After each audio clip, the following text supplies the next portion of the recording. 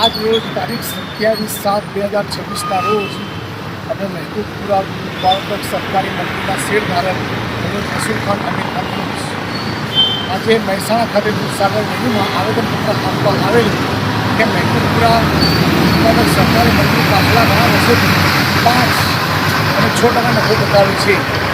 આજુબાજુ ગામડાની ડેરીઓ 10 અને 12% નફો કરે છે, ત્યારે વર્ષોથી મહેબૂબપુરાની ઉત્પાદક સરકારી મંડળી માત્ર 5 અને 6% નફો જ બતાવે છે.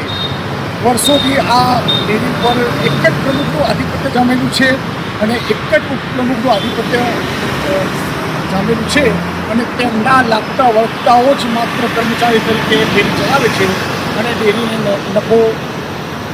નફાની જગ્યા પર નુકસાની આપે છે. જે નફો થવો જોઈએ તે આપતા નથી. એટલા માટે અમે કારોબારી બદલવા માટે આજે આવેદનપત્ર આપવા આવેલ છીએ.